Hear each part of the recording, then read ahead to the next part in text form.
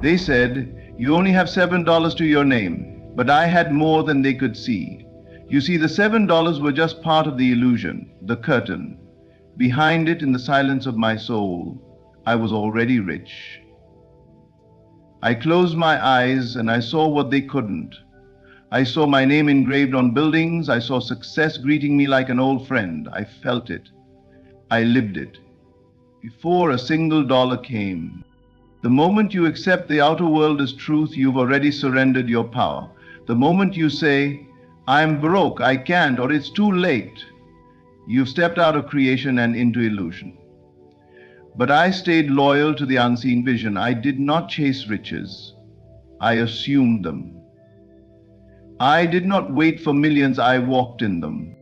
When I had only $7 cents, I would lay in silence and enter a world where I was already free. I would imagine my bank account overflowing, not to make it happen, but because in my soul it had already happened.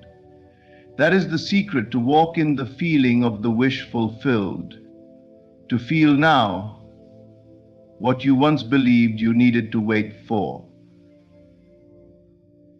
You are not here to prove. You are here to become. I became a millionaire in mind, and the world had no choice but to follow. That $7.00 was the test. Would I define myself by it, or would I transcend it? I chose transcendence, and in doing so I unlocked something greater than money. Unlocked dominion, creation, power. And when $800 million 0 cents finally came, I did not celebrate as a man surprised. I smiled, like someone who had already lived it 1,000 times before. They told me I was broke. That $7 in my pocket meant I had nothing. But they didn't understand. My wealth was never measured by the number in my account. It was measured by the depth of the image I held within. Because all riches, all abundance, all transformation begins in the mind, not in the world. What they couldn't see was that I had already become wealthy, long before the world showed me proof. When I looked at that $7.00, I didn't see lack. I didn't see a limitation. I didn't say I'm poor. I said, this is temporary, and more than that, I knew it. I felt the truth that I am the source of everything I experience.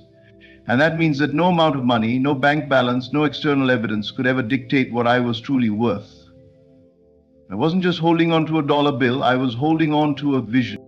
The world tries to convince you that the power is outside of you, that success is something you chase, something you earn through struggle, something you arrive at after years of sacrifice. But I had already arrived. Not physically, but internally. I was already living in a new world, one where wealth flowed freely, where my name echoed in rooms I hadn't stepped into yet. Not because I had proof, but because I had imagination. And imagination is everything.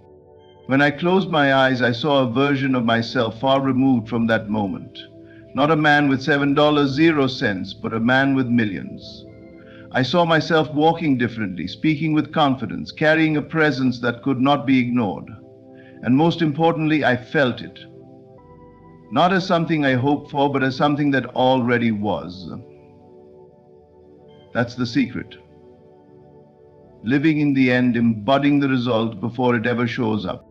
Most people look around and let what they see determine who they are. But I did the opposite. I let who I decided to be reshape what I saw. I refused to let a number define me, because that's not how creation works. The truth is, you don't get rich by hustling harder. You get rich by seeing yourself as already rich. You don't become successful by struggling to prove yourself. You become successful the moment you claim it inwardly and move as though it's already done. And this isn't fantasy, this isn't make-believe, this is the only real power you have. Everything you experience begins within you. Every dollar, every opportunity, every relationship, every breakthrough. It all flows from the image you hold, the identity you accept, and the state you live in. And I chose to assume the version of me that had already overcome, already achieved, already broken through. And the moment I became that man in imagination, the world began to rearrange itself around me. The $7.00 didn't change overnight. But I did. And because I changed, everything else eventually had to. That's the law. The outer world mirrors the inner one. And if the inner is filled with confidence, belief, vision, and unwavering conviction, then the outer will rise to meet it.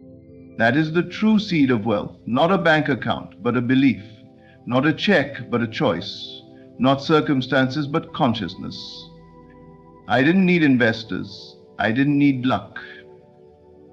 I needed only one thing: faith in the unseen.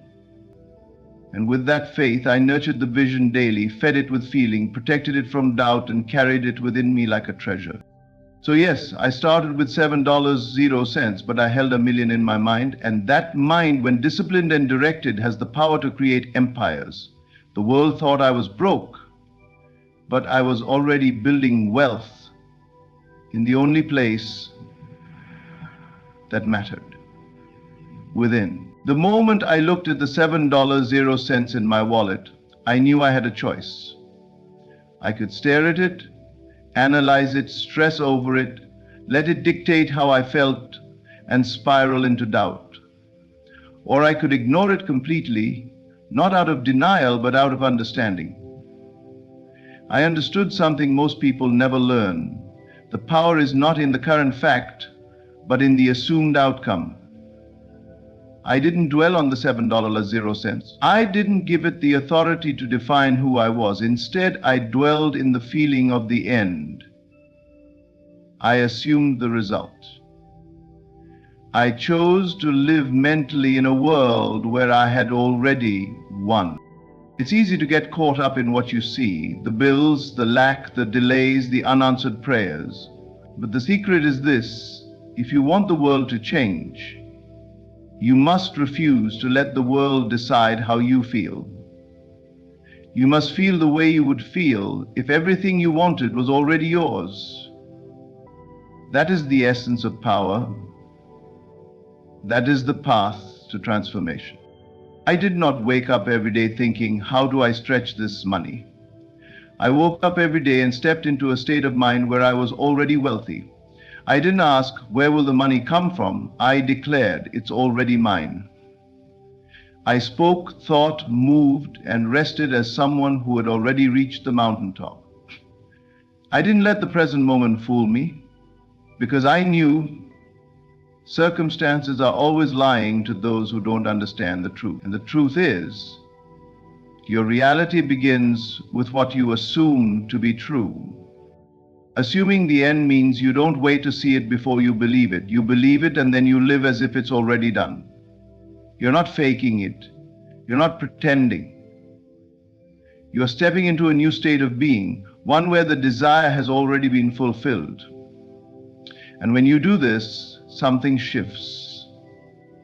Not just inside you, but around you. The people you meet, the doors that open, the chances that come, they begin to align with the version of you that you've accepted in consciousness. I did not live in hope. Hope waits. Hope pleads. Hope begs. I lived in knowing. I moved with the certainty of someone who didn't need to hustle or chase, because in my world the outcome had already occurred. I walked into rooms with nothing in my pocket but everything in my mind. I stood before opportunities that didn't exist yet, but I spoke to them as if they were already there. Because to me, they were. My assumption was not based on logic. It was based on identity. I became the man who had what he wanted. I lived in that mental space. I felt it as deeply as I could. And the world slowly, then suddenly caught up. When people asked how I stayed so calm, so focused, so confident while being broke, I smiled. Because I wasn't broke. I was rich in belief. I was wealthy in conviction. I had invested all of myself into the future I had already claimed. And I never withdrew that investment. That's the mistake most people make. They switch states too often. They waver. They get distracted by appearances. They let fear become their guide. But I stayed with the feeling. I stayed with the end. I nurtured it. I believed in it more than the evidence in front of me. And that is why I succeeded. That is why I multiplied those $7.00 into millions. Because I didn't wait for it to happen. I lived like it already had. I did not assume the struggle, I assumed the result. I didn't fixate on the process, I focused on the outcome. I saw myself as powerful, abundant, and free, and that image, that state, that feeling, it shaped the world around me until it was no longer just a vision, but a reality. Poverty is not the absence of money, it is the presence of a lie. A lie the mind believes and the body lives out. A lie that says, this is who you are, this is all you'll ever have. But I refused that lie. I refused to let the outer world speak louder than my inner knowing. When I held those $7.00, I didn't see poverty, I saw an invitation, a test, a question. Will you believe what you see, or will you believe what you know? The world told me I had nothing. It pointed to numbers, to circumstances, to statistics, but I knew none of that mattered, because I had already discovered the truth.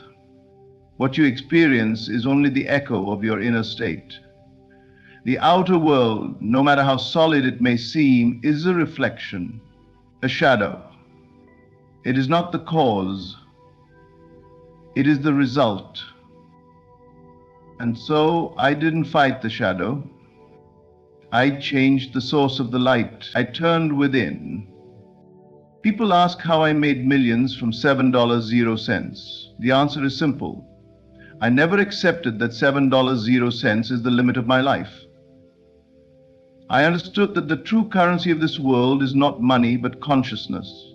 And I was rich in that. I had wealth in vision. I had abundance in imagination.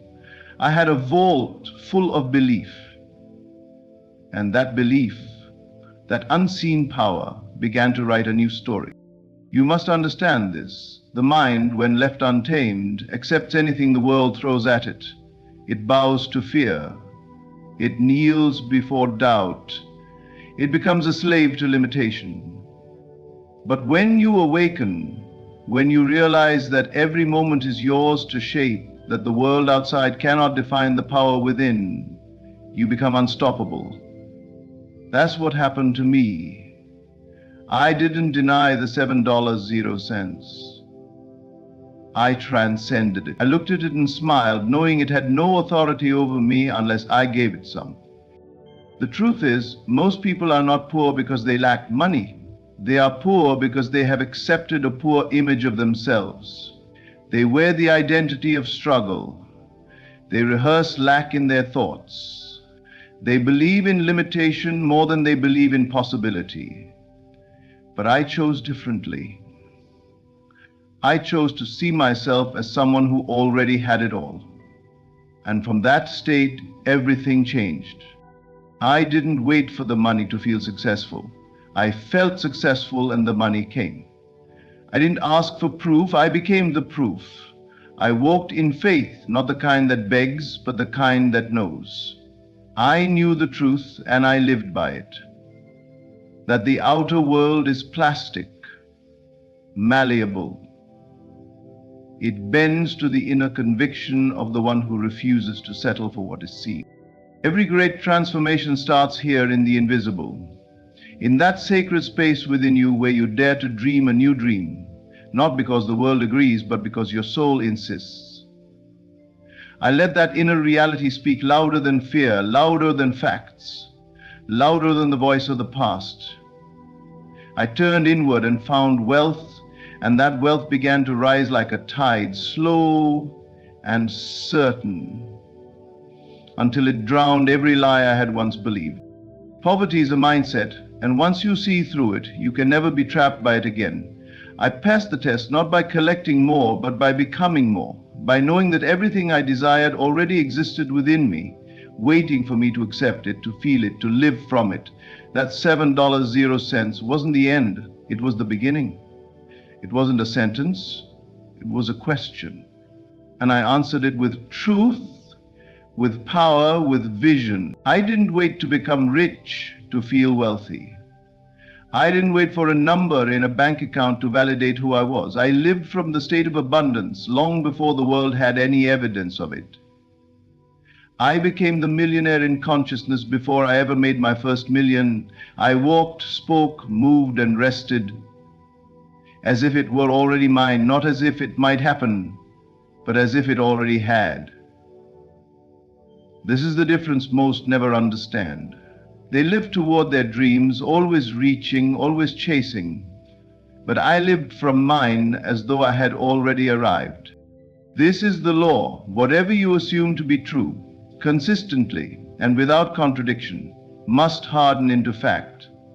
And I assumed wealth. Not one day, not someday, but now, in this moment, in every moment. I did not act like someone who was on the way to riches. I acted like someone who already possessed them. I trained my mind to dwell in the end. I clothed myself in the feeling of fulfillment, and because I was faithful to that inner world, the outer world had no choice but to rearrange itself around my conviction.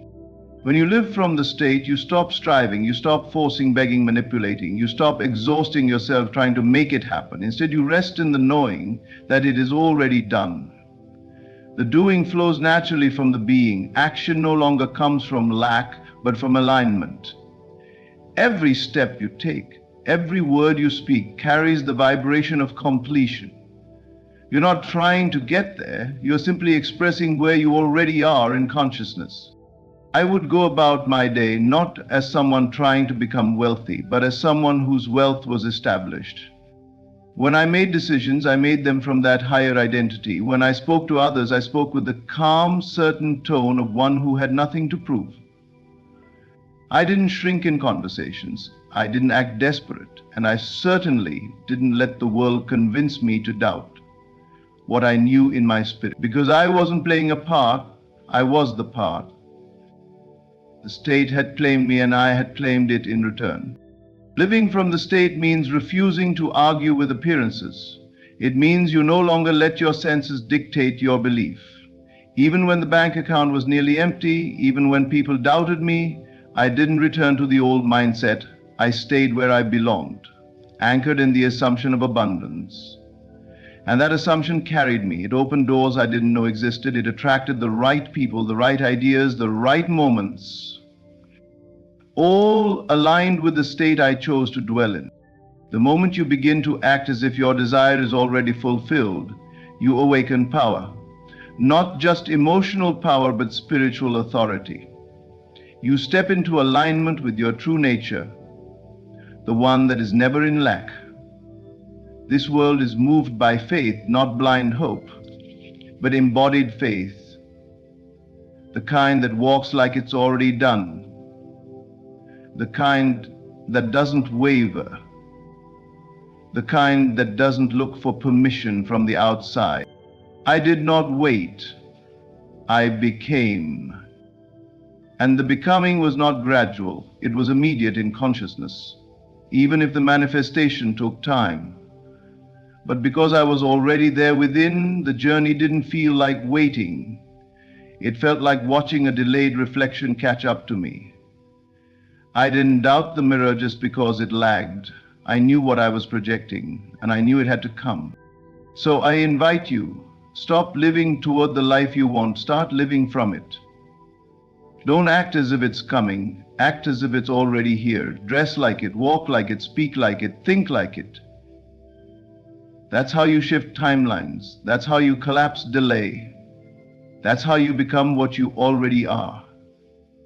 Live from the state, not in hope, not in effort, in knowing.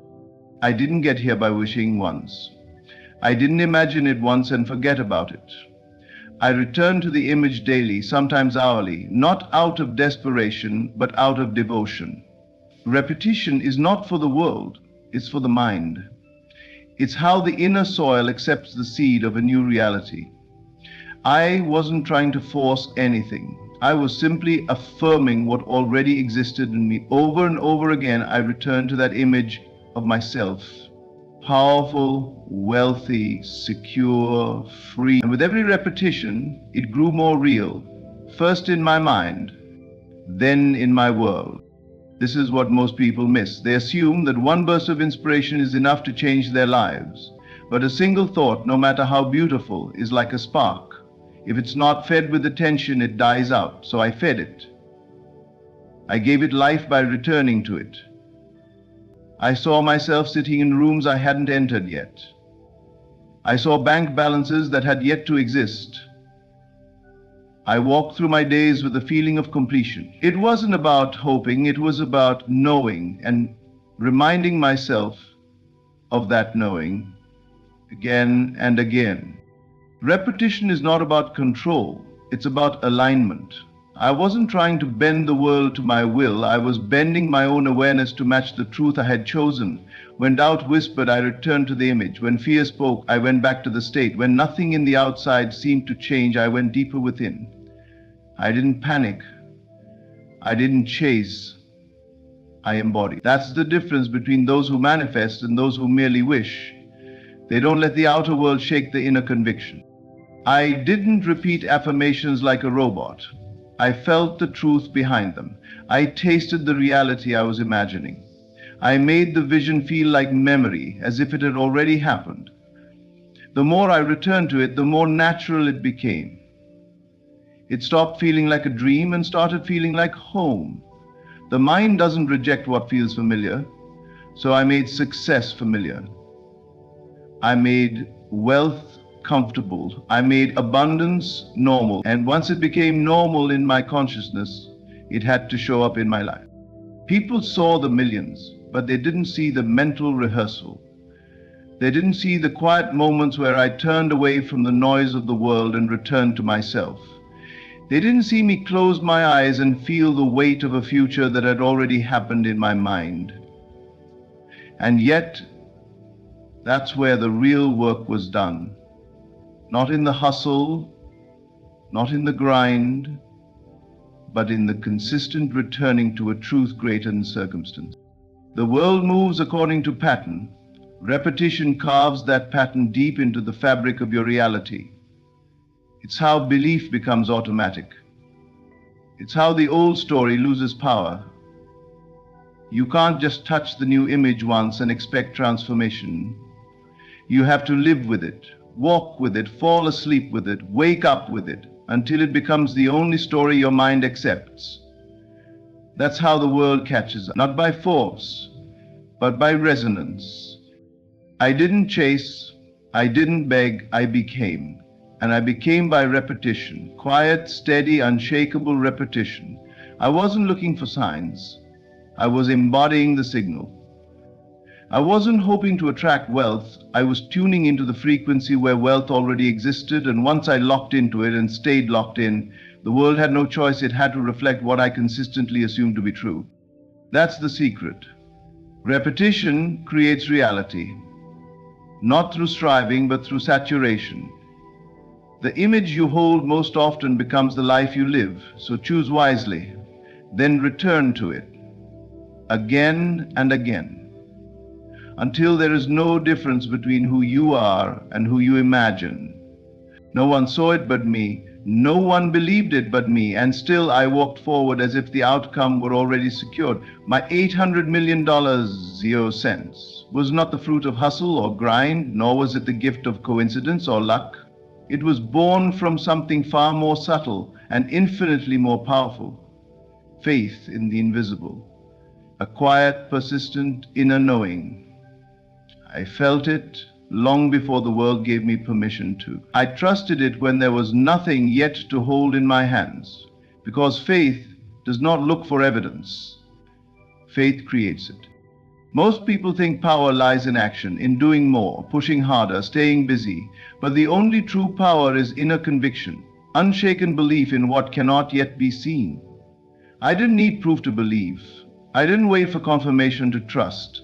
I knew what was mine before it came. I lived in the certainty that my inner reality was the only reality that mattered. And because I had remained faithful to that unseen world, the seen world eventually rearranged itself around it. Not overnight, but inevitably. When I had only $7, what I really had was vision. I had the wealth already held in consciousness. I saw myself walking into buildings I didn't yet own. I saw deals closing. I saw my face on magazines, not because I was fantasizing, but because I had already moved into that version of myself in mind. That was the work. To see what others couldn't and keep seeing it. Even when life showed the opposite, especially then. Faith doesn't make a lot of noise. It doesn't beg. It doesn't argue. And it doesn't explain itself. It's still, but strong. It doesn't care what's in your bank account or what your friends say or how your day looks. It speaks from within and says, this is already done. And if you dare to believe it, truly believe it, the world begins to change, not because of your effort, but because of your alignment. I didn't have all the answers. I didn't know how it would unfold. That's not faith's job. Faith doesn't deal in details. It deals in assumption. It assumes the end and walks in it. I didn't ask the world to prove anything to me. I became the proof. I moved like a man who already had it, not because I was pretending, but because I had touched a deeper truth within myself. And that truth carried me. That's what faith does. It carries you where reason can't. There were days the world laughed, days nothing added up, days when quitting would have made more sense than continuing. But faith doesn't need things to make sense, it just needs to be felt. So I felt it, I fed it, I protected it. While others clung to facts, I clung to vision, and in the silence of those choices, my fortune began to form. Not with noise, not with spectacle, but with the slow, sacred unfolding that faith always delivers. The money came, the opportunities came, the reputation came, but those were not the miracle. The miracle happened long before, when I decided to believe in something no one else could see. That's the moment everything changed. That's when the world began to bend, not to my ego, but to my faith. So if you're waiting for the outside to change, stop. Go inward. Find the vision. Plant it. Then water it daily with your attention, your gratitude, your inner certainty. That's all you need. Because faith in the invisible is not passive, it's the most active force there is. It builds the unseen bridge between where you are and where you're meant to be. And if you can trust that bridge without seeing it, you'll walk right into the life that's already yours. It was never really about the $7. It was never about the numbers, the odds, or the visible circumstances. It was always about who I became in consciousness. I didn't wait for wealth to believe I was wealthy. I believed first and the world followed. I lived from the end. I rejected the lie of limitation. I repeated the vision until it became real. And I held unshakable faith in what no one else could see. That is how $7.00 turned into $800 million 0 cents. Not by force, but by alignment. Everything you desire is already within you, not in some distant future, but here, now, waiting for your recognition. You don't need to beg, chase, or prove. You need only to assume, to feel, and to know. Your imagination is the birthplace of all you will ever have. Guard it, honor it, and walk boldly in the direction of what your soul already claims as true.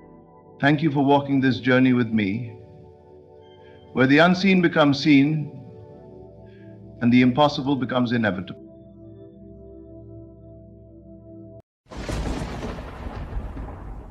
Close your eyes for a moment, not to sleep, but to awaken.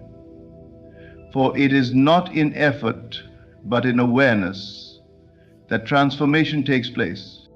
The version of you that you long to be already exists, not in the far-off future, but in this very moment, suspended in consciousness, waiting only for your acceptance. To act as the millionaire version of you is not pretense. It is recognition. Begin not by changing your clothes, your car, or your calendar. Begin by changing your conception of self. Walk in the awareness that you are already all you desire to be. When you open your wallet, do not curse its emptiness. Instead, bless its potential, for what you accept within will manifest without. If you desire to be wealthy, then embody the wealth now. How does that version of you speak, think, move, decide? Do not wait for permission from the world. The world waits for instruction from you. Go into the silence.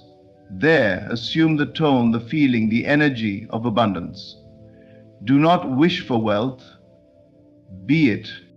When doubts arise, and they will, return to your center.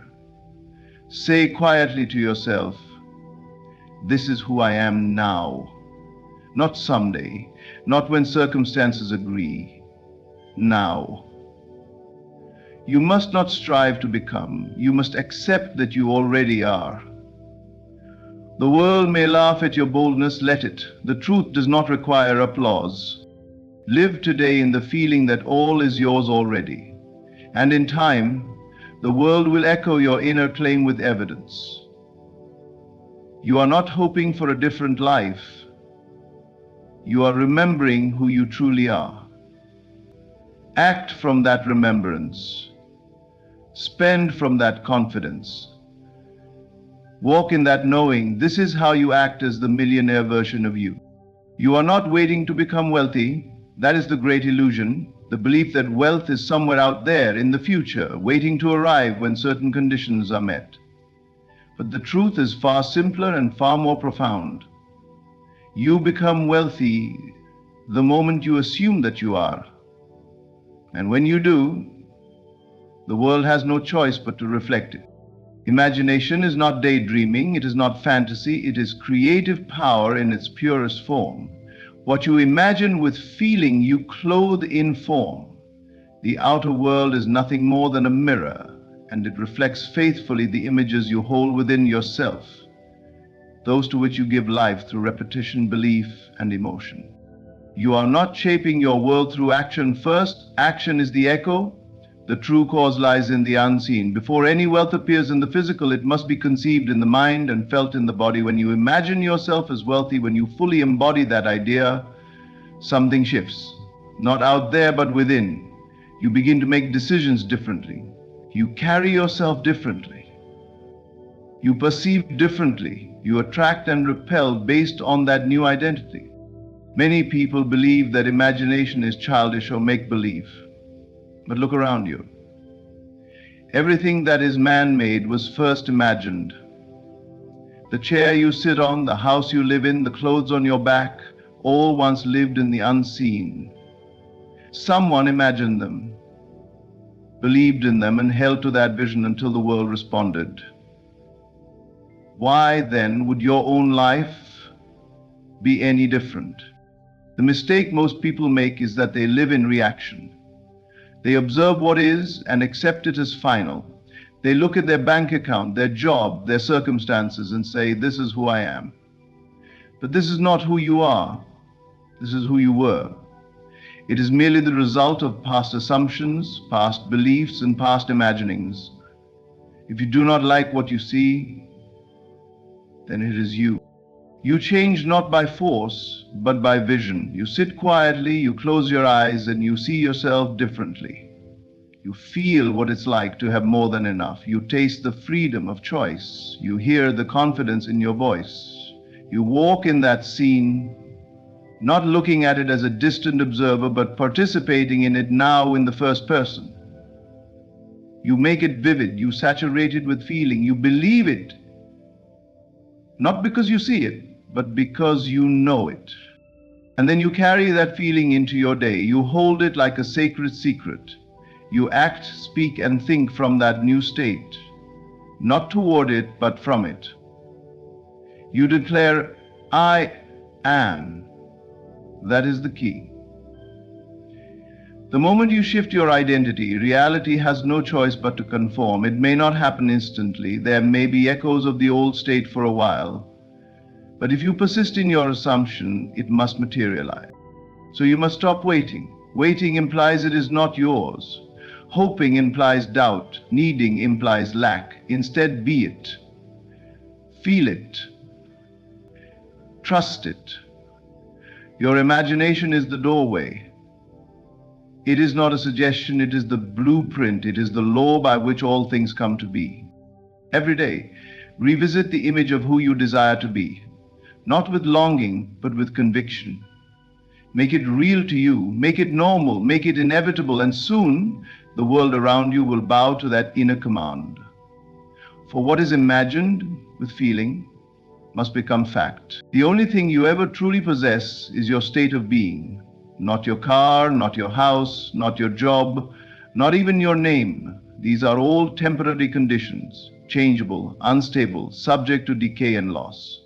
But your state, your inner awareness, your assumption of identity is the one thing that determines everything else. You can be stripped of possessions, of recognition, of status, but the state you occupy within cannot be taken from you unless you surrender it yourself. If you believe yourself to be lacking, struggling, unseen, then even if money touches your hands, it will vanish. Even if opportunity knocks, you will not answer. Why? Because your state does not match it. You are not tuned to that channel. You are living in the consciousness of lack, and so abundance cannot stay. It is like oil on water. It does not mix. But when you live now in the consciousness of wealth, everything begins to shift. You do not have to force anything. You do not have to hustle or grind your way to visibility. The outer world, which seems so real, is only a shadow, an obedient servant to your inner world. And when the inner changes, the outer must obey. This is not about pretending. It is not about faking confidence or acting wealthy for the sake of appearances.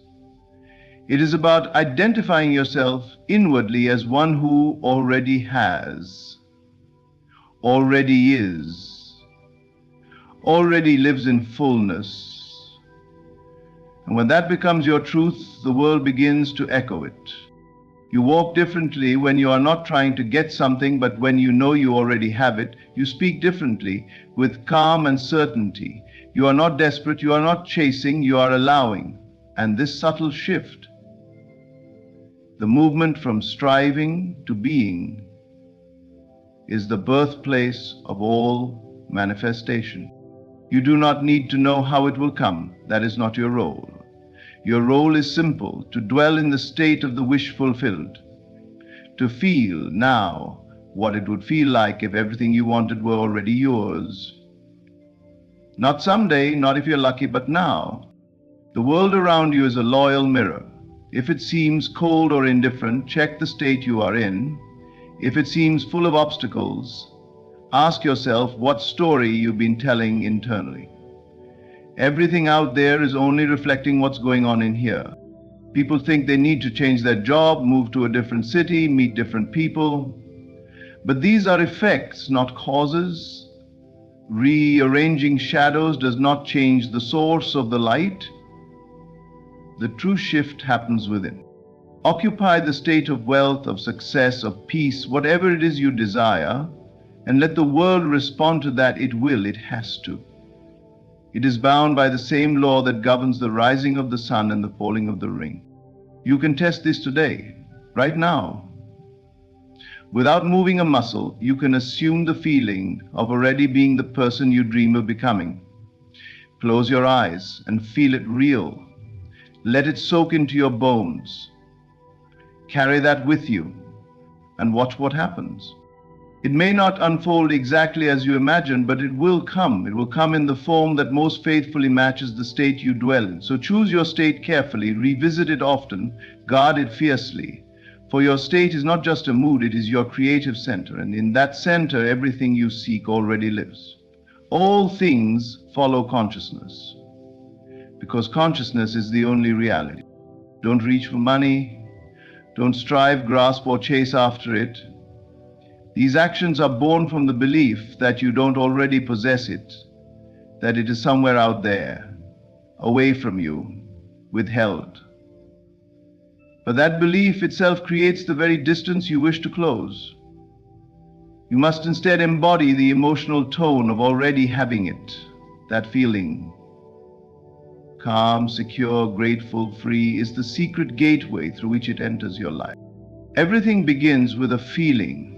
not with effort, not with logic, not with statistics. The outer world is moved by the inner state, and the inner state is dictated by feeling. When you feel rich, you live differently. You breathe decisions from a place of confidence instead of fear. And when you live from that place, reality bends to mirror it.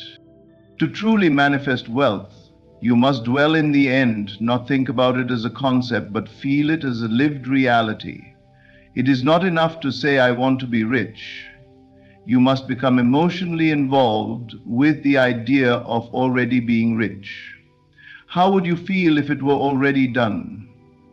What would change in your posture, your voice, your inner dialogue? You see, the subconscious mind, the true builder of your life, does not distinguish between what is real and what is vividly imagined and felt. When you feel it as real, it becomes impressed upon that deeper mind, and what is impressed there must be expressed out here. When you worry about bills, when you obsess over lack, when you beg and plead for money, you are sending a message that you are separate from it, that it is not yet yours, and so it remains elusive. But the moment you enter into the feeling of already having more than enough, you bridge the gap. You bring the unseen into form. This is not pretending, this is creation. Pretending is weak. It is play acting without belief. But creation is conviction. It is entering the emotional space of your fulfilled desire so deeply that your entire body, mind, and spirit align with it. Feeling is the key. Not words, not repetition, but desperation, but feeling. So ask yourself, what does abundance feel like to me? Not what it looks like, not what it buys, but what does it feel like? Is it freedom? Is it peace? Is it security? Is it joy? Identify that core emotion and begin to cultivate it now, without waiting, without needing the world to change first. You do this in stillness, in silence. You close your eyes and surrender the outer world. You enter the inner sanctuary and begin to construct the scene of your fulfilled desire. Not as a distant hope, but as a present truth, you feel the comfort of knowing everything is paid for. You hear the voice of calm saying you are taken care of. You sense the lightness in your chest, the ease in your breath, and you carry that tone into your day, not to get something, but because you already are something. The greatest trap you will ever face is the one presented by your senses. What you see, hear, touch, and measure appears so final, so fixed, that you forget it is nothing more than a shadow cast by a deeper truth. You look at your bank account, your job, your circumstances, and without knowing it, you accept them as who you are. But this is the lie. This is the illusion. You are not your current condition. You are your inner conviction and nothing more. To detach from the outer world is not to ignore it or pretend it doesn't exist. It is to stop letting it define you. It is to stop bowing to appearances. You must understand that the world outside is only a mirror. It has no power of its own. It is a reflection of your inner state, your assumptions, and your persistent beliefs. When you react to what is, you freeze yourself in place. You declare, this is real, and by doing so you keep it alive. But when you turn inward, when you choose your feeling over your facts, you unlock your true power. You begin to move from creation rather than reaction. You stop chasing reality and begin shaping it. The world may tell you you're broke. It may scream limitation. But if within you feel wealthy, secure, and free, then your assumption will in time harden into fact. This is the discipline. To remain faithful to your inner knowing when everything outside contradicts it. To walk in the feeling of I have, even when the evidence insists you don't. This is not delusion. It is divine authority. It is choosing to live from the cause, not the effect. You must remember, conditions are not permanent. They are merely the echo of a previous assumption. They are yesterday's thoughts clothed in today's form. So if you don't like what you see, do not fight with it. Do not beg it to change. Simply withdraw your attention from it and place it upon the unseen reality you prefer. Imagination is your secret sanctuary. There you are free. There you are unbound. You can construct the scene of your desired life and dwell in it as if it were already true. Not looking at it from afar, but living in it now, emotionally, mentally, spiritually. And if you remain loyal to that inner world, if you refuse to betray it for what your eyes see, then the outer must conform. So do not let a number on a screen define your identity. Do not let the opinion of others shake your knowing. Your only job is to assume the state of the person you desire to be and hold it. Not for a minute, not for a day, but until it becomes your natural dwelling place. Until you forget there was ever a time you were not it. You are not meant to live in reaction, you are meant to live in vision. The senses will try to distract you. They will try to convince you of lack, delay, and impossibility. But they are only reporting what was, not what is coming. They are slow to catch up to the speed of your imagination. So detach, not with resistance, but with calm, with certainty, with quiet power. Choose again and again to believe in your inner conviction more than the outer condition. Choose to walk by faith, not by sight, because the moment you do, reality begins to bend. Subtle at first, then obvious, then undeniable. And one day, the world will reflect exactly what you once chose to believe when no one else could see it. You will look around and realize it was never the outer world that held the power. It was always you. The key is not to wish, not to hope, but to assume and persist in that assumption. You are already the millionaire version of yourself, not because your outer world shows it yet, but because within you have claimed it, and once claimed, it is yours. But this is not a one-time act. It is not a passing thought or a moment of excitement. It is a daily return, a quiet, unwavering commitment to the inner knowing that what you have assumed is real. This is the secret of all transformation. Persistence in the assumption. You must return again and again to that still place within you where your new identity lives. You visit it in silence. You dwell in it in stillness. And you walk out into the world as if nothing could contradict it. Because to the one who assumes correctly, nothing can. The outer world will often lag behind. It may reflect fragments of the old state. People may speak to you based on who you used to be. Circumstances may challenge you to doubt. But none of it matters. What matters is your loyalty to the new version of you. The one who already has, already is, already lives in wealth. Do not confuse repetition with persistence. Repetition is mechanical. Persistence is alive. It's emotional. It's your decision to feel it real again and again until the feeling becomes familiar, until it becomes natural. That's when the shift happens, when the new state no longer feels like something you're reaching for, but something you simply are. Ask yourself, how does the millionaire version of me think? How does he or she move through the world? What does that person believe about life, about money, about self-worth? And then assume those answers. Put them on like clothing, not with effort, but with inner certainty. Because when you wear a state long enough, the world no longer questions it. It accepts it as truth. Your assumption is more powerful than your environment. It overrides facts. It dissolves obstacles. It reorganizes events and people and timing.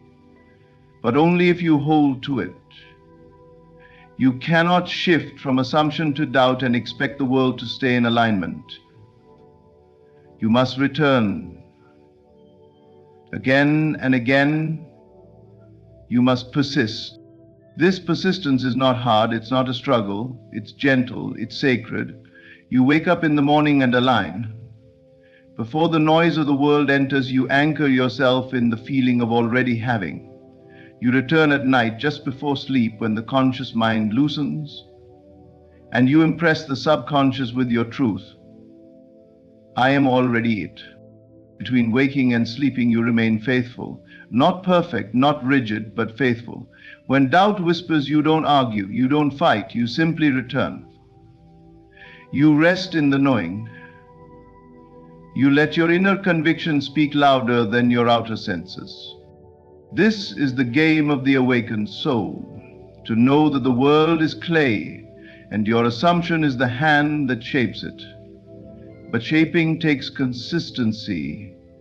You wouldn't expect a seed to sprout without care. Likewise, your assumption must be watered daily, quietly. So do not ask, where is it? That question belongs to the old state. Instead, declare it is done and then live from that truth in your thoughts, your feelings, your actions. Because when you persist in the assumption that you are already who you desire to be, the world can do nothing but yield. There is a profound shift that happens when you stop striving to become and instead begin to act from the truth that you already are. This shift is subtle to the world, but seismic within. It is the moment you decide that there is nothing to chase, nothing to reach for, nothing to wait on, because what you desire is already yours in consciousness. And since consciousness is the only true reality, that means it is already so. You are not acting toward the millionaire version of you. That path is filled with effort, delay, and the quiet assumption that you are not yet there. Instead, you act from it, because in the unseen, in the imagination, in the core of your being, you already possess the thing the world tells you is still far away. And once you act from that inner state, life begins to mold itself to match it. This does not mean forcing or pretending. You are not to walk through life arrogantly or artificially, but naturally. Let it be a gentle embodiment, a deep knowing that changes how you speak, how you respond, how you move.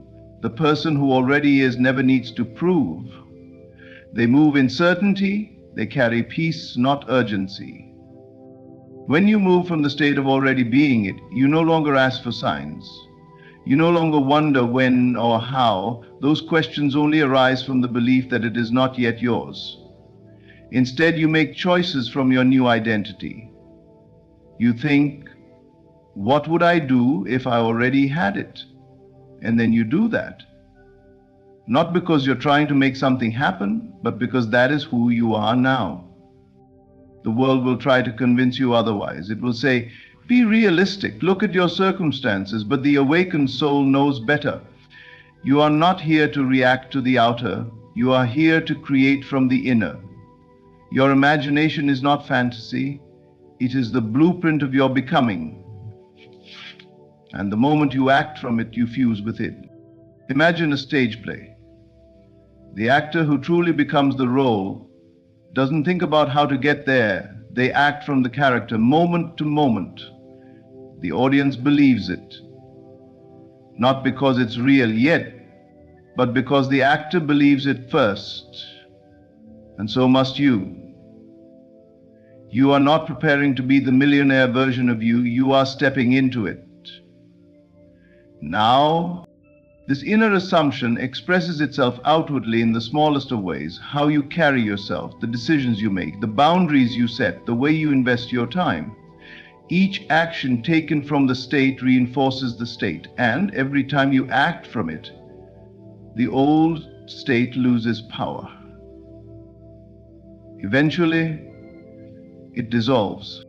Don't confuse this with external validation. You are not waiting for the world to confirm who you are. You are moving as if it already has. And ironically, it is because you no longer need confirmation that confirmation begins to show up. People treat you differently. Opportunities unfold, doors open, not because you chased them, but because your assumption commanded them. If ever you slip, if doubt creeps in, don't condemn yourself. Simply return. Return to the feeling, the vision, the knowing, and from that place, live again. Speak again. Choose again. This is the art of embodiment, not wishing, not hoping, but dwelling in the consciousness of your desired state and acting from it, naturally, consistently, faithfully. Because when you act from the state, you no longer seek transformation, you express it. And the outer world, ever obedient to your inner conviction, has no choice but to follow. The truth has always been simple. You are not here to become, you are here to remember who you already are.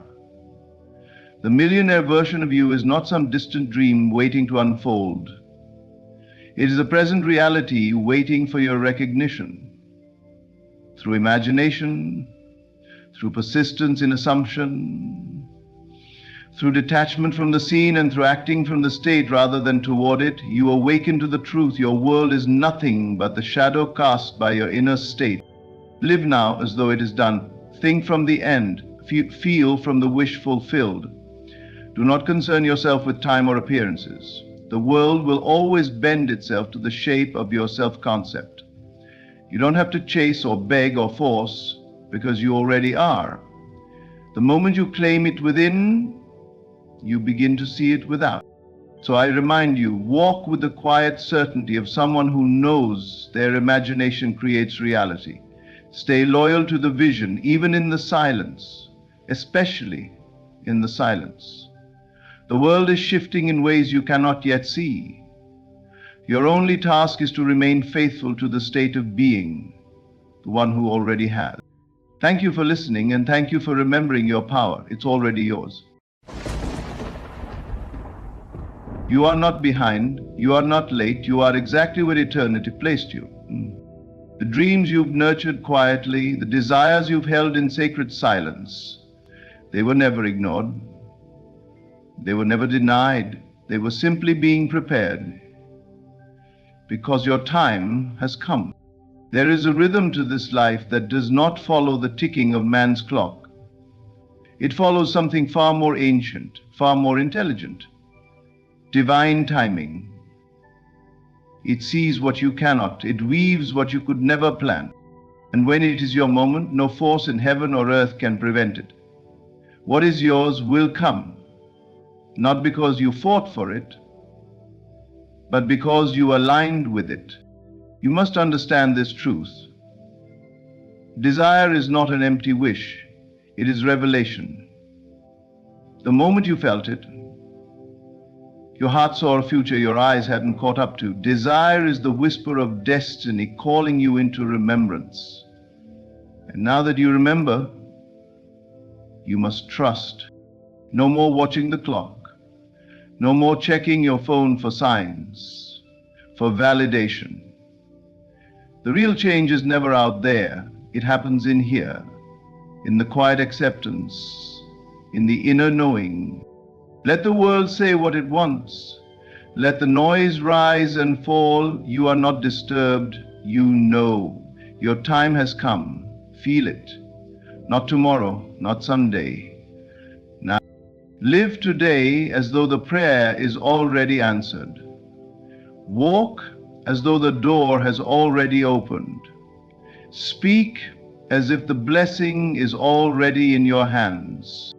And when doubt comes, as it does, do not fight it. Simply return to your knowing. Knowing does not need evidence. It is the evidence. You do not chase what belongs to you. You welcome it. You receive it. You prepare room for it. The river of your life is flowing again, and this time it's carrying everything you once thought was lost. Trust it, flow with it, be still in it. Your time has come. Now trust the divine timing. It's already done. What you call a delay is not a denial. What you interpret as silence is often sacred alignment. There is a rhythm to life that moves in perfect harmony with your highest good, even when it appears as stillness. You may not always understand the unfolding, but the unfolding has never been random. It is precise. Divine timing operates beyond the logic of human calendars and clocks. It moves according to the invisible laws that shape reality from within. And when you begin to trust that rhythm, rather than resist it, you unlock the power of peace. We live in a world obsessed with urgency, everything now, fast, immediate. But true creation is never rushed. It matures in silence. A seed does not burst through the soil in the same moment it is planted. The darkness it lies in is not a grave. It is a womb. It is where the roots go deep. It is where the structure is built for the miracle to stand strong. So when your dream seems far or your desire feels unanswered, remember, what seems like a delay is only divine precision, setting everything in its rightful place. Have you ever looked back at moments in your life that felt like rejection, only to realize they were protection? That what didn't happen made space for something far better than you had imagined? That's not coincidence, that's divine orchestration. That's life working for you, not against you, even when you couldn't see it yet. Every so-called detour was a redirection. Every pause was preparation. The universe does not operate in error, and you, being one with it, are not forgotten. You are not overlooked. You are being perfectly timed. You see, the divine doesn't rush because it doesn't need to. It knows. It sees beyond your momentary vision. It is not bound by your sense of urgency, and when you become still enough to feel that, truly feel it, anxiety disappears. The need to force, to chase, to beg dissolves. You start to rest, even while the world is still moving. You walk in faith, not in fear. You stop measuring your life by outcomes, and instead by alignment, by how much you can trust the unseen, how deeply you can rest in the promise that what is for you cannot miss you. This is not about waiting passively, this is about waiting powerfully. Waiting with awareness, with expectancy, knowing that what you desire is not ahead of you, but already with you, in consciousness. The delay is only in form, not in truth. The moment you imagined it, you began to live it. But to see it with your eyes, you must believe it in your heart, and belief is not impatient, belief is sure. Belief says, even though I do not see it, I know it is done. There is no such thing as too late in the realm of the divine. Time bends to the command of inner conviction. And if something hasn't shown up yet, it's because the stage is still being set, or because something better is coming instead. Trust that you are being placed, not paused. That you are being positioned, not punished. Nothing is being withheld, it is being readied. The beauty of divine timing is that it humbles the ego and strengthens the spirit. It asks you to let go of control and lean into surrender. It doesn't demand effort, it invites faith. And when you trust in that timing, you walk differently. You breathe deeper. You stop striving and start allowing. You move from survival to creation. You are not waiting on life. Life is waiting on your alignment. And once it clicks into place, what took years in the making appears to arrive in a moment. But it was never sudden. It was simply right on time. Not a second early, not a breath too late. Always right on time. Desire is not something that randomly visits you. It is not a fleeting emotion or an accidental thought. It is a revelation, a sacred signal from within. When you feel a deep longing for something, it is not proof of lack. It is evidence of life calling you into a version of yourself that already exists. You do not desire what you cannot become. You do not imagine what you are not ready to receive. That desire, that pull, that vision, that fire in your heart, is confirmation. Confirmation that it's already yours. The moment you imagined it, you did not create the desire, you discovered it. You uncovered something that was always within you, waiting for recognition, like a seed that has lain dormant in the soil, just waiting for the sun to touch it. That's what desire is. It is the sun touching the seed of who you truly are. The moment it was imagined, it was planted. The moment you believed it, it began to grow. And so many people misunderstand this process. They feel the desire and immediately begin to look outward. They search, they chase, they beg. But you don't need to chase what's already been given. What you truly desire is not outside of you, it is within you, and it is seeking expression. The outside world is only the mirror. The real creation happens inwardly. The real shift begins in your awareness.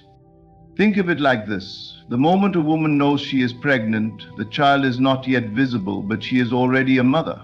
Her world changes not because of what she sees, but because of what she knows. She begins to prepare. She acts as if. She walks in faith of what is becoming. This is the way desire works. The moment you become aware of it, the life connected to that desire has already begun forming. It is not waiting for your approval. It is waiting for your belief. That's why belief is the bridge. Desire will rise up in you, but belief carries it into experience. When you deny your desire, when you doubt it or belittle it, you pause the process. But when you accept it fully, without question, you accelerate it, you align with it. And in that alignment, everything begins to respond. Life shifts, circumstances bend. People and moments move, all to reflect what you've chosen to accept as real. People think, I will believe it when I see it. But the law is the reverse. You will see it when you believe it. You must hold it first in the inner world before it ever appears in the outer. This is why imagination is so sacred. It is not fantasy. It is the first creation. The world you see begins in the world you don't. When you feel that deep longing, the one that won't go away, the one that returns no matter how many times you try to silence it, that is not your weakness. That is the future version of you pulling you forward, whispering, I'm already here. That is not distance. It is recognition.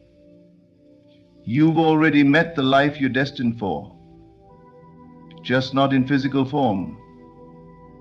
Yet, so stop questioning your desires. Stop wondering if you're worthy of them. You would not desire what wasn't meant for you. You would not be shown a vision that wasn't available to you. The fact that you see it, feel it, crave it, that is the proof. Don't look for more evidence. You are the evidence. You are the beginning of it, and you are also the end. You are the one who imagined it, and you are the one who will become it. Let it grow. Feed it with certainty, water it with gratitude, live in the reality of its truth, even before it shows up in physical form. Because the moment you desired it, the process began, not one day, not soon, now. And now that you know, all that's left is to trust the unfolding. Desire is not a wish. It is a signal, and that signal only shows up when arrival is near. You must stop measuring your life by the ticking of the clock. Time is not your master. It is not the judge of your worth or the proof of your progress. You were never meant to be ruled by minutes or hours. For the greatest movements in life do not begin on the outside, they begin within. When you look to the world and see nothing changing, it is not because nothing is happening. It is because you are still being asked to trust, to go inward, to create in silence. The outer world is the echo, the inner world is the voice. The moment you forget that, you begin to feel lost. You start to chase time, beg for signs, look for evidence. You compare your pace to others. You think, why is it taking so long? But it is never about how long. It is always about how deep. How deep you can go within yourself, how deep you can trust what is unseen. That is where the real transformation lives, not in the minutes passed, but in the beliefs held. You are not late, you are not behind, you are simply being asked to align. Because the truth is, the life you desire is not running away from you. You are turning away from it every time you measure your becoming by what the clock says. You are not bound by time, you are bound by perception. Change that, and everything follows. Faith does not ask when, faith says it is already done. Faith sees movements in the stillness, progress in the silence, answers in the quiet. When you stop watching the clock, you begin to hear your soul. You begin to move not out of fear of being late, but out of knowing you are right on time. The clock will tell you that nothing is happening, but your inner world knows the truth. It knows that your faith is forming what the eyes cannot yet see. It knows that your assumption of being your quiet conviction is what shapes the unfolding of the next moment. So ask yourself, are you looking outward for proof or inward for possible? Or are you using your inner knowing to decide what is? Because the clock is neutral. It has no power over you unless you give it permission. What changes your life is not time but consciousness. A shift in consciousness collapses time. It moves mountains. It rearranges the structure of your world in ways the rational mind cannot explain. The moment you stop needing the clock to affirm you, you free yourself from the illusion that you are lacking. There is no delay, there is only alignment. There is no waiting, there is only becoming. And the becoming begins not when the clock strikes a certain hour, but when your inner world aligns with the truth of what already is. That's when life responds. That's when doors open. That's when timing makes sense, not because the hours finally lined up, but because you did. So stop staring at the calendar. Stop counting the days. Start noticing your thoughts. Start checking your beliefs. Are you living in faith or fear? Are you embodying the version of you who already has it, or the one who doubts it's coming? Because the world doesn't respond to time, it responds to identity. And the moment you shift that identity from seeker to receiver, everything changes. This is your power. It has always been within.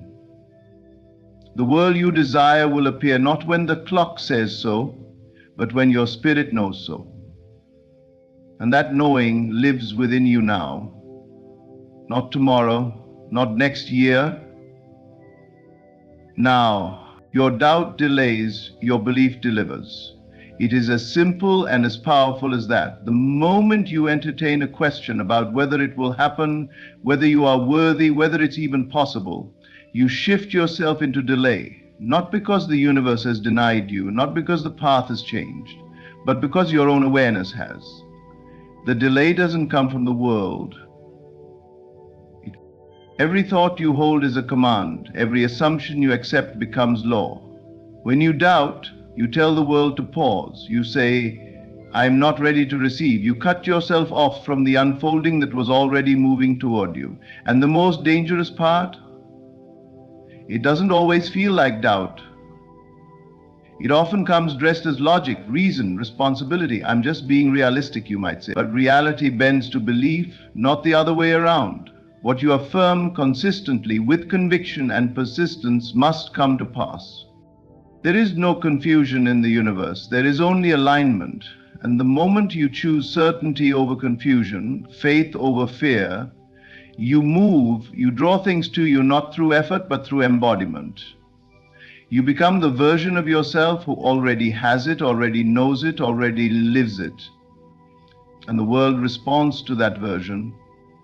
Because life is not giving you what you want, it's reflecting who you are. The only thing ever missing is your decision. The decision to believe, to know, to stand firm even when the senses report otherwise. Most people delay their lives by waiting for the outer world to convince them before they believe, but that is not how this works. Belief comes first. It is the key that unlocks the experience, and that belief must be sustained, even in silence. Because silence is not absence, it's preparation. Think of a seed planted in soil. You cannot see it. You don't know what it's doing beneath the surface, but you water it anyway. You tend to it with trust. You know that something is happening not because you can see it, but because you believe it. The same applies to your desires. The moment you decide this is mine, the process begins. But if you dig it up every day with questions, with fear, with what if, you stop the growth. You delay the bloom. To question constantly is to send mixed signals to life. You say yes, then you say no. You call it in, then push it away. But when you affirm, consistently, boldly, quietly, you build momentum. You anchor yourself in the version of you who already has it, and that inner posture creates the outer manifestation. Certainty is not loud. It's not about shouting affirmations or forcing positivity. It's about that deep inner knowing, the calm conviction, the subtle shift from hoping to knowing. You walk differently. When you know, you speak differently. You act differently. You no longer need proof because you are the proof. And that's the truth most miss. Your belief is the cause, not the effect. Life does not happen to you, it happens through you. And your job is not to chase, to beg, or to doubt. Your job is to know, to dwell in the end, to live as though it has already been done, because in the higher realms of consciousness it has. The path is always clear, the process is always working. It is only your inner wavering that clouds the vision. But the moment you choose again to trust, to affirm, to believe, you snap back into alignment. You unlock the next step. You receive what has always been yours. There is no need to question. Life is not confused. It is only waiting on your clarity. Your doubt delays, your belief delivers. Choose belief and let the rest unfold. There is a rhythm to all of life, and it has never been out of tune. Seasons do not rush each other, nor do they compete. Winter does not envy spring, and spring does not chase summer. Each unfolds in perfect order, delivering exactly what is needed when it is needed. So too does your life move in seasons, and the one you are stepping into now is the one you've been waiting for. You may not have seen the shift with your eyes yet, but your spirit knows. You can feel it deep within, that quiet stirring, that subtle sense of readiness. The longing that once felt like ache now feels like anticipation. The stillness that once felt like waiting now feels like preparation. What once was invisible is beginning to form. This is not coincidence. This is your appointed season. There is a time to sow, a time to grow, and a time to know. And that knowing doesn't come from logic, it comes from alignment, from the still voice that says, now, this is the moment. Not because the world has confirmed it, but because your spirit has. Because you've reached a point where you no longer ask if it's coming, you simply accept that it is. You've lived long enough in the in-between, now you are walking into the bloom. What you held in faith, what you nurtured in silence, what you imagined when no one else could see it, is making its way to you. Not as a result of effort or time, but because the season has turned. The energy that once demanded patience is now offering release. What you once had to hold in vision is now ready to meet you in form. And you'll recognize it not by its appearance, but by the peace it brings, by how familiar it feels, as if it always belonged to you, because it did. But let this be known. The season did not arrive by accident. It came because of your persistence, your trust, your inner work. You stayed the course. You continued to believe when the world gave you every reason not to. You spoke life over your vision when no one else believed in it. And now Life is responding. This moment is not a reward, it is a reflection. It mirrors your decision to align with what already was yours in spirit. Now it must appear in matter. Because consciousness is the only cause, and you have shifted. You no longer live from desire, you live from fulfillment. And that shift has altered everything. What had no place to land before now finds you ready, open, and receiving. There is no need to try to make it happen. You are not meant to chase. You are meant to allow, to walk in the confidence that this is your time, that the doors will open not because you forced them, but because you are finally a match for what's behind them. Life will not withhold from you. It only waits for your inner readiness. And you are ready now. You may not know how it will unfold, but you no longer need to. You've released the need to control the process. You've surrendered the timeline, and in doing so, you've stepped into divine flow. This is the season where what you once chased begins to find you. What you once waited for begins to appear. The answers, the opportunities, the openings, they arrive not because you demand them, but because you become them. So walk with certainty now, speak with authority, move as one who knows, not hopes, that everything is working in perfect order, because it is. And the time for wondering, for doubting, for waiting is over. The secret is not in chasing, striving, or forcing life into form. The secret is in assuming the feeling of your desire fulfilled and then letting go. That is the doorway to divine timing. That is the path that carries you beyond delay, beyond resistance, and into the natural unfolding of what is already yours. Because what is meant for you isn't behind effort, it's behind embodiment. Everything you seek is already complete in the unseen. It exists in the invisible, waiting only for one thing, your alignment with it. And alignment is not struggle. It is not effort, it is not a list of tasks or external rituals. It is internal permission. It is the moment you stop trying to get it and start feeling as if it's already done. That subtle shift from yearning to knowing is the key that opens every locked door. When you assume the feeling of your wish fulfilled, you're not pretending, you're creating. The mind may say, but where is it? Why hasn't it come? That voice is rooted in time and separation. But the soul knows. It is already here. To feel it now is to bring it here. To accept it inwardly is to allow it to appear outwardly. And once you've assumed that feeling, that deep inner certainty that it is done, let go. That is just as essential. Holding on tightly with fear only tells the universe you're not actually in possession. Desperation is not faith, it is doubt in disguise. You cannot hold both the feeling of having and the fear of losing at the same time. You must choose. So choose rest, choose peace, choose the stillness that knows the seed is already planted and therefore must bloom. Letting go is not giving up, it is giving over. Giving over the how, the when, the details that were never your job to begin with. Your only work is the inner work, the feeling, the assumption, the belief that it's already so. And then you move through life with quiet confidence, no longer asking, will it happen, but rather, how will it delight me when it does?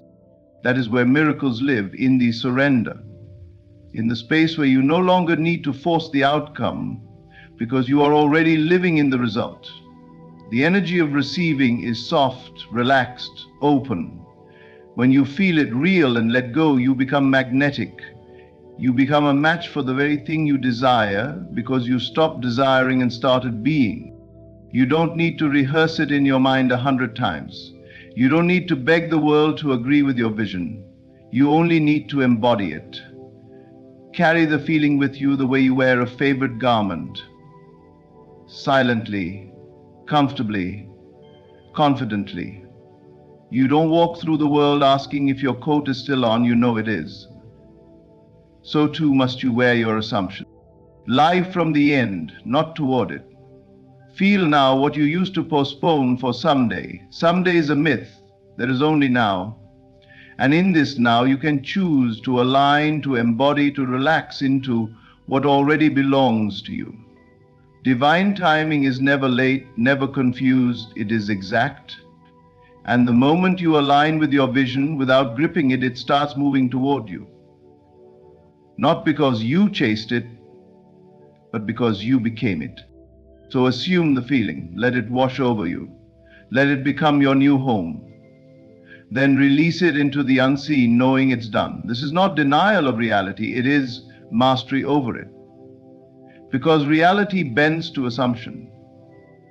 And when you rest in what you've already received, the world will rearrange itself to deliver it into your hand. Your time has come. Not because the world says so, but because you know so. You felt the shift within. You've honored the unseen. You've trusted the delays not as punishments, but as precision. You've stopped watching the clock and started listening to the still voice inside, the voice that whispers, "It is done." You no longer doubt. You no longer wait with worry. You walk with assurance, speak with confidence, and rest with peace. The desire you carried was not random. It was revelation, proof that it was already yours in spirit. And now it must appear in form. Divine timing is never late. It only waits for your agreement. And now you have agreed. You've stopped striving. You've assumed the feeling. You've let go. And in that surrender, you have aligned yourself with the miraculous. So trust the process. Trust your power. Trust the invisible order that has always been working on your behalf. Your season is now. Thank you for walking this journey within. Stay faithful to your inner world, for it is the blueprint of everything you shall ever hold. Have you ever felt as though your world was being turned upside down? As if everything that was once stable is now shifting beyond your control? Do not fear. This is not destruction. This is divine reconstruction. Before great blessings arrive, life often becomes unpredictable. You may face sudden challenges, unexpected endings, and moments of deep uncertainty.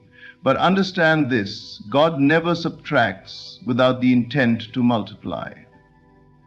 What feels like rejection is in truth redirection. What appears as loss is simply the pruning before the harvest. One of the first signs that something extraordinary is coming your way is separation. You will notice relationships falling away, old habits losing their appeal, and doors closing without explanation. Do not fight this process. God removes what no longer serves you because He is making space for something greater. Next, resistance will appear. The path may suddenly seem filled with obstacles, delays, and tests that stretch your faith to its limits. But recognize this: resistance is the signal that you are moving in the right direction. The bigger the blessing, the greater the opposition. This is not the time to retreat. It is the time to stand firm in the unseen promise. There is the undeniable inner knowing. You will feel it. A quiet but unwavering certainty deep within you. Even when nothing on the outside affirms it, something inside you will refuse to let go of the vision. That is God's way of whispering, "Hold on, I am about to do something beyond what you imagine." But before the manifestation comes the final test: patience. You will be asked to trust, to believe, and to keep walking even when you cannot yet see the destination. This is where most give up.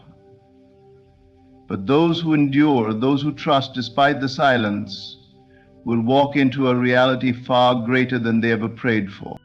And just when you are ready to surrender, you will begin to see the signs. A sudden opportunity, a chance encounter, a message that seems meant just for you. The unseen world will start aligning in ways beyond your comprehension. So if you are in a season of uncertainty, If you are feeling stretched, tested, or alone, rejoice, something big is on its way. The preparation may be uncomfortable, but the promise is certain. God is not punishing you. He is positioning you. Your breakthrough is not far. It is already written. All you must do now is trust, believe, and step forward into the unseen, for what is coming is beyond anything you have ever imagined. There comes a moment in life when everything you once relied upon begins to shift, as if the very foundation beneath your feet is crumbling. The stability you once knew seems distant, and what was familiar suddenly feels foreign. You may find yourself questioning why things are falling apart, why relationships are dissolving, why opportunities that seem so certain are now slipping through your fingers. It is in these moments of deep uncertainty that many feel abandoned, lost in the chaos of unanswered prayers. But what if this apparent destruction is not an end but a beginning? What if what you perceive as loss is in truth divine preparation for something far greater than you could ever imagine? There is a higher order to all things, a rhythm unseen by the physical eye but deeply felt in the soul. When great change is on the horizon, life must first be rearranged to make room for it. You cannot carry the old into the new. The past must be stripped away so that something greater can take its place. It is not punishment, it is not misfortune, it is simply the divine clearing space for what is meant for you. Consider the ways in which growth happens. A seed, before it becomes a tree, must first break apart beneath the soil. To the untrained eye, it would appear as though the seed is being destroyed, but in reality, it is beginning its transformation. The shell must crack, the roots must push through the dirt, and only after enduring darkness and pressure does it finally break through to the light. Such is the process of elevation. Before you can rise, you must first be broken open. Many resist this breaking, clinging to what is familiar, even when it no longer serves them. They hold on to relationships that drain them, jobs that limit them, environments that keep them stagnant. They pray for change, but fear what it requires. And so, when the shift begins, when people leave, when doors close, when life seems to unravel, they panic. They fight to hold on to what was instead of trusting what is to come. But you cannot step into the next chapter of your life while clinging to the last. The discomfort you feel is not a sign to retreat. It is a call to surrender. Life is removing what no longer aligns with who you are becoming. The friendships that faded, the opportunities that vanished, the plans that fell apart, it was all necessary. If it was meant for you, it would have stayed. If it was removed, it was never truly yours to begin with, or its purpose in your journey has been fulfilled. In the midst of transition, the mind searches for certainty. It wants to understand why things are happening the way they are, why events unfolded as they did, but this process is not meant to be understood from the perspective of the present. It only becomes clear in hindsight. You must trust that what seems like chaos now is actually divine order in disguise. Think of the caterpillar in its cocoon. From the outside, it looks as though it is trapped, undergoing an unseen struggle, but within, a transformation is taking place. The very structure of its being is dissolving, reshaping, preparing for the moment it will emerge as something completely new. If you were to interrupt this process, to force it out before its time, it would never develop the strength needed to fly. So too must you allow your transformation to unfold.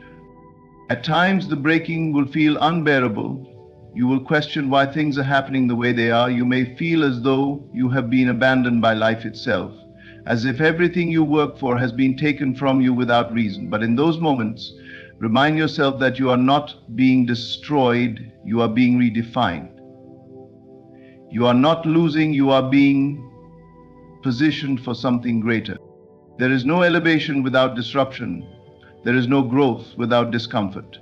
Those who rise the highest are often the ones who endured the most profound transformation, the ones who trusted even when they could not see, the ones who released what no longer served them and stepped forward even when the path ahead was unclear. This is not a setback, it is a setup. Life is not punishing you, it is preparing you. The things being stripped away were never meant to be permanent. They were simply the scaffolding, the temporary structures that supported you for a time. Now they must be removed so that you can stand fully in the new reality that awaits you. So let go. Stop fighting to hold on to what is leaving. Stop mourning what is meant to be released.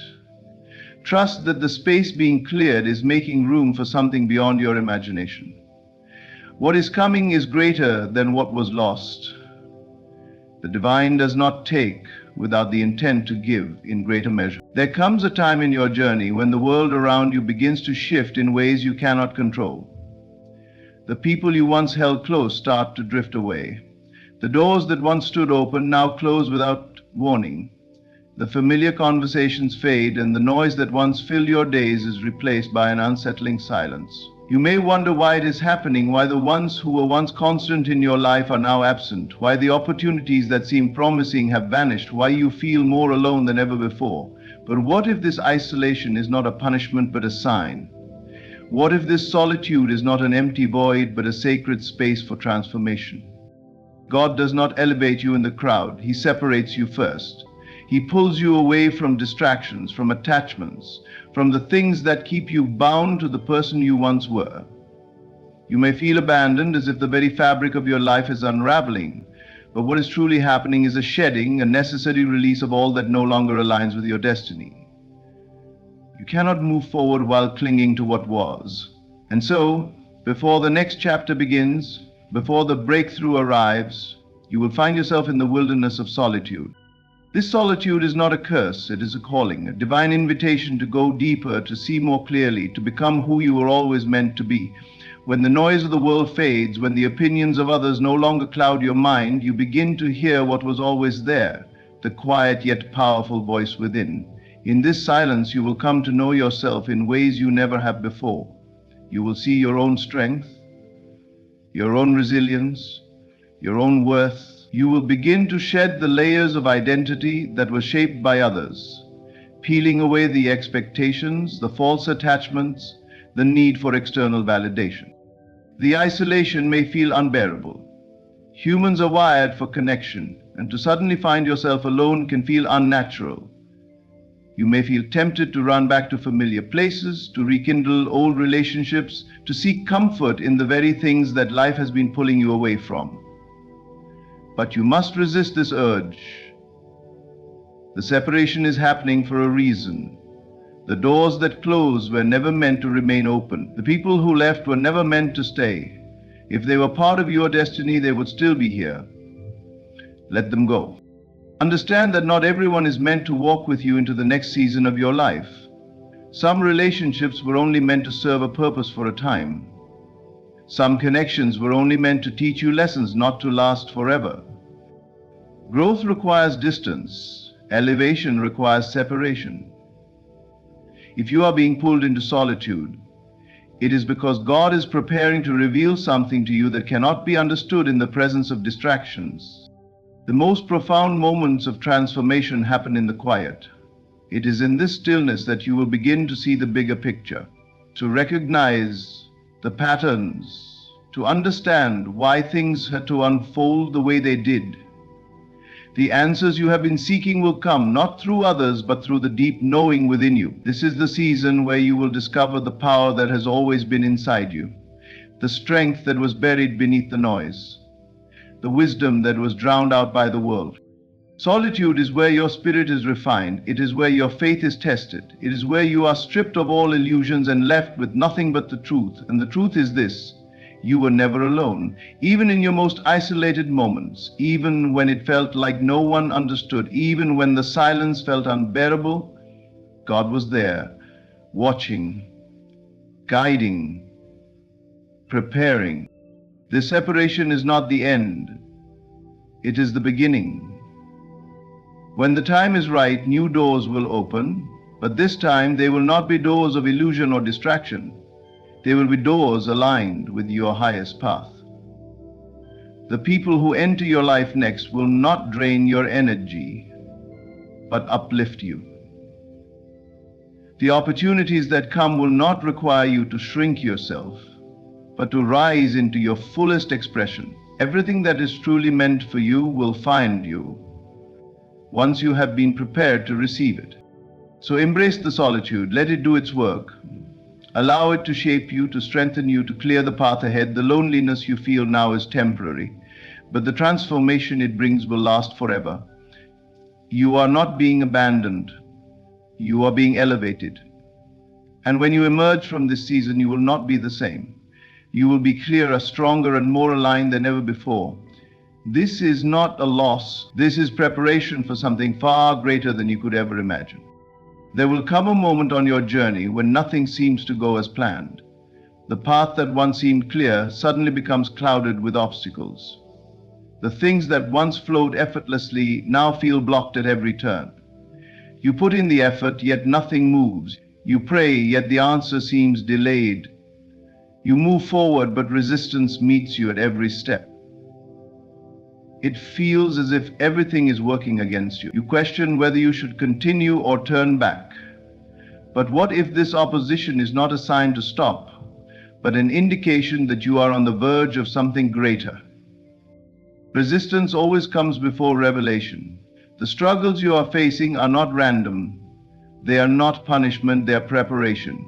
Every delay, every obstacle, every moment of frustration is shaping you, refining you, strengthening you for what lies ahead. If you were not meant for something greater, there would be no resistance.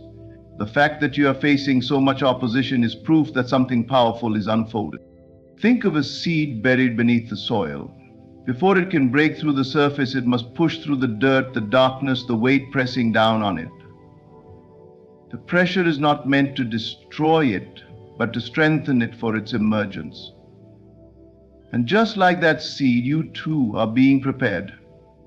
The obstacles in your way are not barriers, they are stepping stones. The delays are not denials, they are divine timing at work. In these moments, the mind plays tricks. Doubt creeps in. You begin to wonder if you are doing something wrong, if you have misread the signs, if you should give up altogether. This is where many people turn back. They mistake the resistance for a message to quit. But those who understand the nature of growth know that struggle is part of the process. Every great breakthrough is preceded by opposition. Every transformation requires discomfort. You cannot rise to a new level without first facing the forces that seek to keep you bound to the old one. The opposition you face is not there to stop you. It is there to test you. Do you truly believe in your vision? Will you stand firm when things don't go as expected? Will you keep moving forward when every excuse to quit presents itself? These challenges are refining your character. They are stripping away weakness, self-doubt, and fear. They are forcing you to develop resilience, faith, and patience. Delays can feel frustrating, but they are often the greatest blessings in disguise. What looks like stagnation is actually divine alignment. If something is being delayed, it is because the timing is not yet right. If you were to receive your breakthrough before you were fully prepared, you might mishandle it. There are lessons you must learn, perspectives you must gain, strength you must build before you step into the next level. The delay is not a rejection, it is a divine recalibration. Consider the caterpillar that must endure the darkness of the cocoon before it can emerge as a butterfly. The struggle it faces as it pushes through the cocoon is not a mistake. It is necessary. If someone were to cut the cocoon open prematurely, the butterfly would never develop the strength to fly. The same is true for you. The process may feel slow, the pressure may feel overwhelming, but every challenge is preparing you for the strength you will need to sustain the blessing that is coming. Opposition also serves another purpose. It reveals what is within you. It exposes the parts of you that still operate from fear, that still rely on external validation, that still question whether you are truly capable. And in that exposure, you are given the chance to grow, to release old doubts, to build new confidence, to strengthen your faith, to become someone who no longer reacts to delays with frustration, but with trust. Someone who no longer sees obstacles as roadblocks, but as confirmation that something greater is coming. So when you encounter resistance, do not retreat. Do not shrink back in fear. Do not allow delays to make you doubt. Instead, lean into the process. Trust that every obstacle is shaping you. Trust that the delays are aligning you. Trust that what is meant for you will not pass you by. Keep going. Keep believing. Keep moving forward. The resistance you are facing now is the final test before the breakthrough. The pressure you feel is not a sign that you are failing. It is proof that you are on the verge of transformation. You are being refined, prepared, strengthened for something bigger than you can imagine. And when the moment comes, when the doors finally open, when the delays give way to destiny, you will understand why every obstacle was necessary. You will see that nothing was wasted. You will recognize that the resistance was never meant to break you, but to build you into the person who is ready to receive everything that has been waiting for you. There comes a time when everything around you seems uncertain. The world may look unstable, your plans may seem to fall apart, and nothing appears to be going as expected. Yet deep within you there is a quiet voice, a knowing that refuses to fade. It is not loud or demanding, but it is steady, unwavering, and undeniable. No matter how many obstacles arise, this inner conviction remains. This is not wishful thinking, nor is it blind optimism. This is something deeper, something sacred. It is God whispering to you, reminding you that your breakthrough is near. When you are on the verge of something great, external circumstances will often suggest otherwise. You may experience setbacks, delays, and even moments of despair. People may doubt you, opportunities may seem scarce, and the road ahead may feel impossible to navigate. But through it all, there is an unshakable knowing within you that keeps pulling you forward. It is as if your soul already knows what is coming, even if your mind struggles to see it. This inner knowing is not something you create. It is something you receive. It is a divine confirmation, an assurance that cannot be logically explained, but can always be felt. It speaks to you in moments of stillness. It strengthens you when fear tries to take over. It reminds you that no matter how things appear, something's shifting in your favor. The breakthrough is already set in motion. And all you have to do is trust. Trusting in this knowing is not always easy. The logical mind demands evidence. It wants proof before belief. It looks at what is happening on the outside and insists that nothing is changing. But faith operates differently. Faith is the ability to stand firm even when there is no visible proof. Faith listens to the whisper of certainty rather than the noise of doubt. Faith does not wait for the manifestation to believe. It believes first, knowing that the manifestation must follow. There is a reason why you feel this inner certainty, despite everything around you seeming chaotic. It is because what is coming is already yours. You are not chasing it, you are aligning with it. You are not wishing for it, you are stepping into it.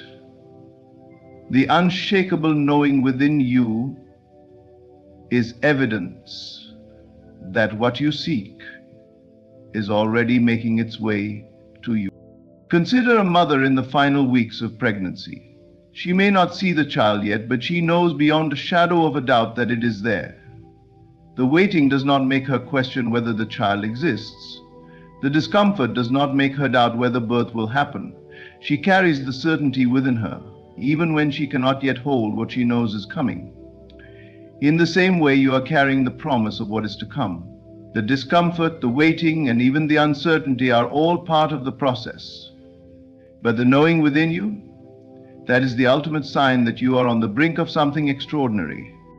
This is why when you feel that inner conviction, you must hold on to it. Do not allow external circumstances to shake your belief. Do not let temporary obstacles make you question the inevitable. The very fact that you feel this deep certainty means that God has already set things in motion.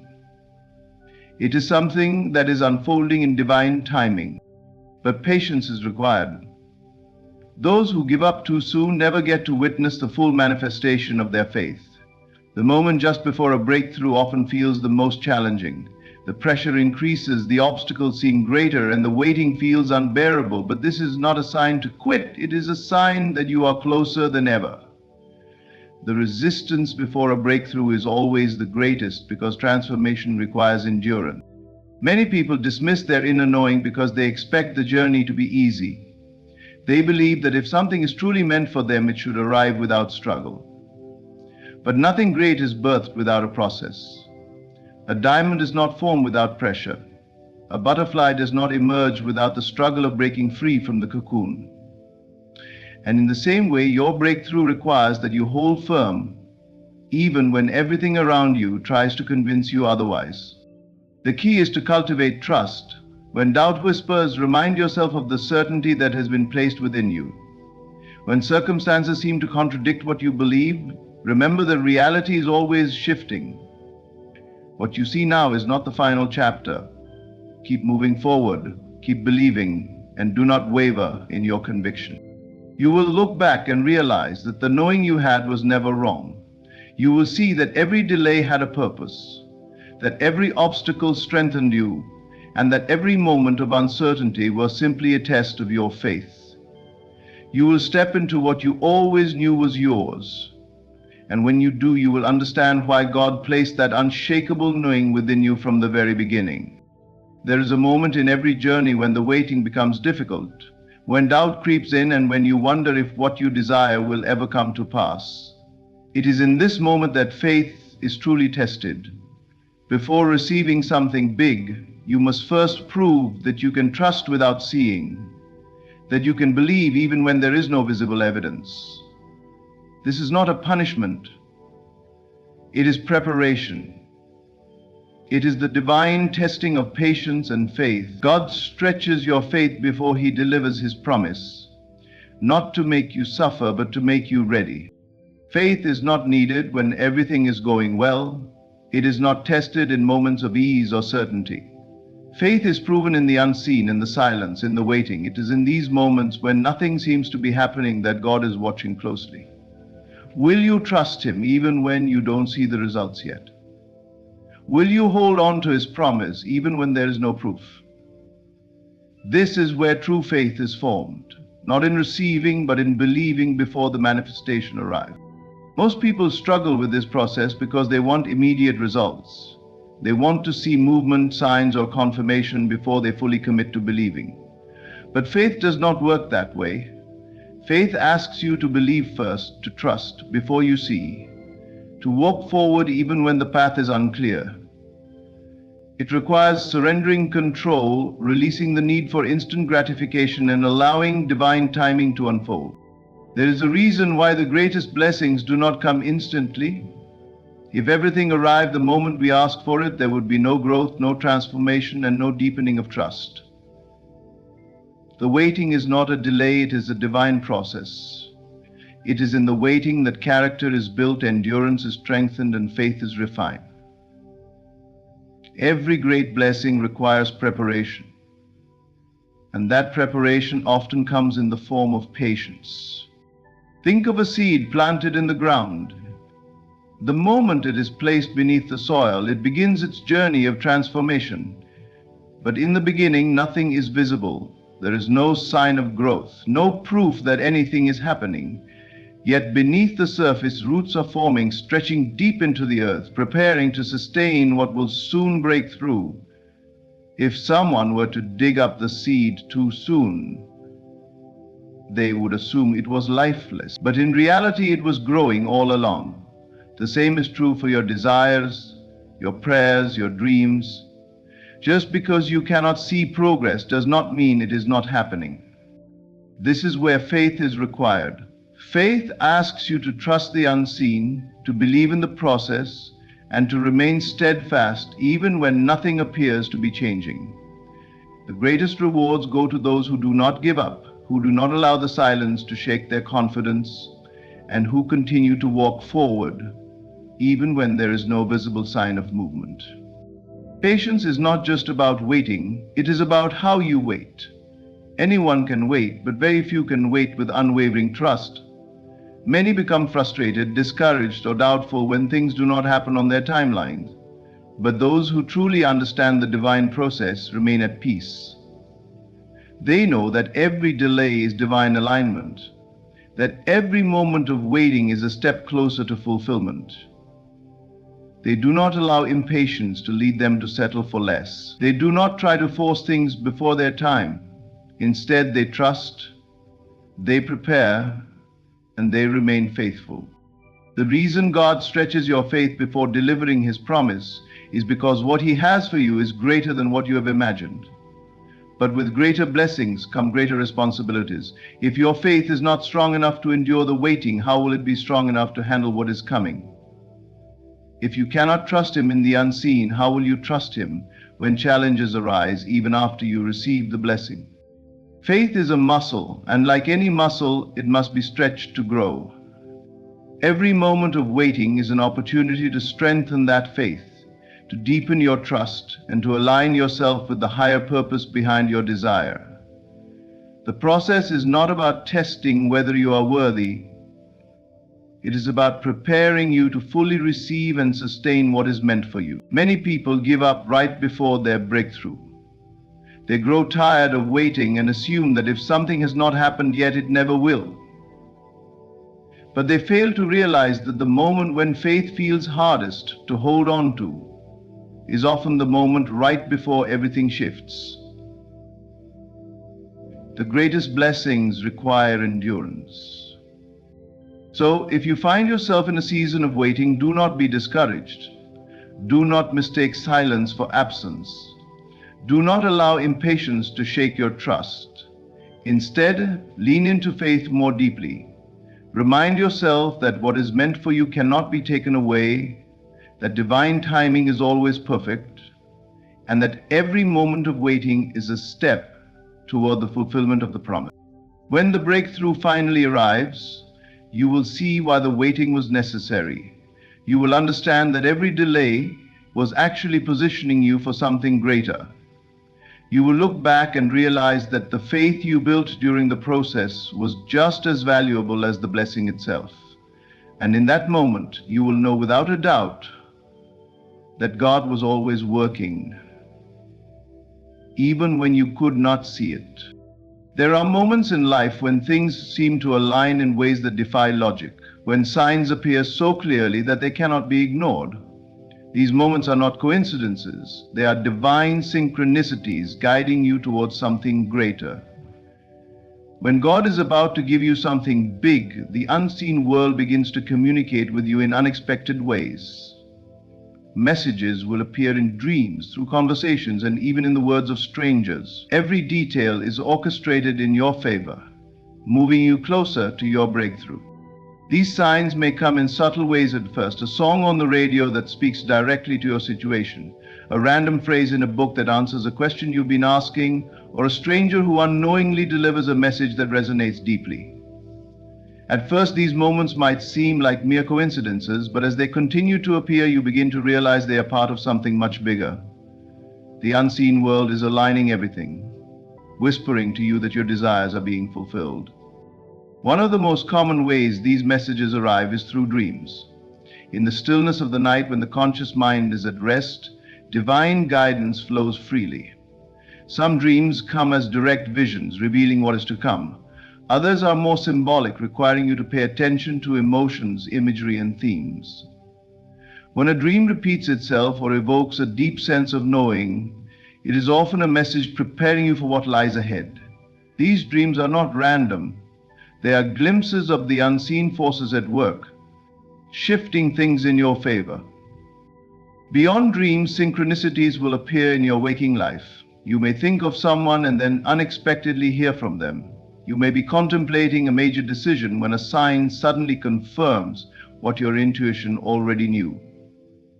Repeating numbers, familiar symbols, or meaningful patterns begin to emerge, reminding you that you are on the right path. The world around you begins to reflect your inner state, proving that everything is connected in ways beyond human understanding. These divine signs often come when doubt tries to creep in.